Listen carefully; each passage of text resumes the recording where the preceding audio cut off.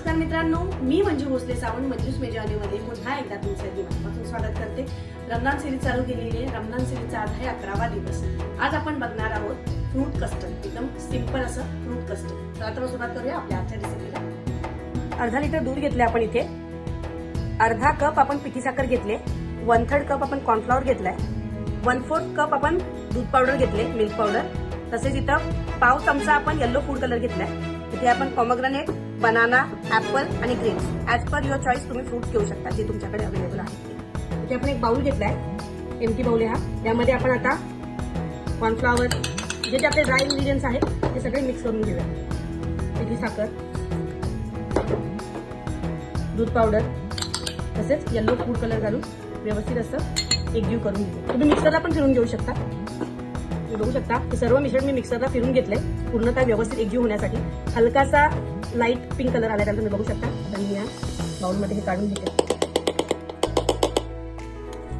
मस्त अशी homemade custard powder आपली रेडी आहे. तुम्ही याला एअरटाईट डब्यामध्ये ठेवून 2 ते 3 महिने यूज करू शकता, जशी तुम्हाला हवी तशी. एक टोप घेतलाय आपण. त्यामध्ये आपण जे 1/3 कप दूध आहे ते घालून घेऊयात. म्हणजे अर्धा लिटर मधलं 1/3 घालून घेऊयात आणि पाव कप ठेवून देऊयात आपण आणि याला उकळून देऊयात.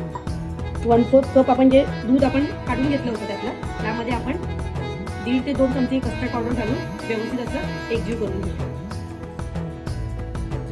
बघू शकता दुधाला आपले उकळी आले. तर यामध्ये आपण हे जे मिश्रणामध्ये जे कस्टर्डचं मिश्रण एकजीव करून घेतलं होतं ते दूध घालून परत एक 5 ते 10 मिनिटं घट्ट अशी कन्सिस्टन्सी येईपर्यंत ठेवून घेऊ. दूध आपलं उकळतंय तोपर्यंत आपले जे फ्रुट्स आहेत ते आपण स्वच्छ असे धुवून कट करून घेऊ. तर तुम्ही 5 ते 7 मिनिटं झालेली आहे. मस्त असा थिकनेस आलाय. आता आपण गॅस बंद करून थंड होण्यासाठी ठेवून देऊयात 5 ते 10 मिनिटं. मिश्रण आपलं गार झालंय. आता यामध्ये आपण 4 ते 5 थेंब व्हॅनिला एसेन्स घालून घेऊया. ऑप्शनल आहे आणि व्यवस्थित असं एकजीव करून घेऊया. एक बाउल घेतलाय आपण. त्यामध्ये आपण अर्ध कस्टर्डचे जे बॅटर ते घालून घेऊया. त्यानंतर आपण इथे फ्रुट्स कट करून ठेवले. थोडे थोडे करून ते फ्रुट्स घालून घेऊया.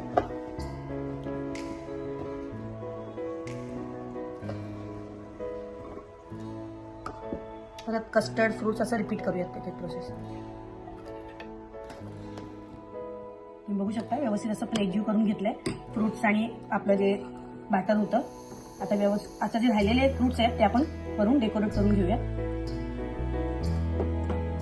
आणि 2 ते 3 तास फ्रीजरमध्ये सेट होण्यासाठी ठेवून देऊया.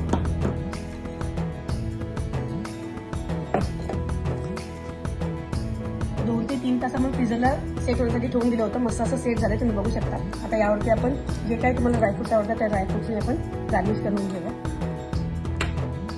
माझा तो उपवास मी टेस्ट करू शकत नाही. मी आता माझ्या स्टुडंटला सांगते, जी की व्हिडिओ पण करते, एडिट पण करते, मला खूप सपोर्ट करते, तिला आपण टेस्ट करायला सांगूया. मस्त असं फ्रूट कस्टर्ड आपण बनवून रेडी आहे. मी इथे एका छोट्या बाउलमध्ये थोडंसं काढून घेतलंय. माझी स्टुडंट टेस्ट करून सांगते आता.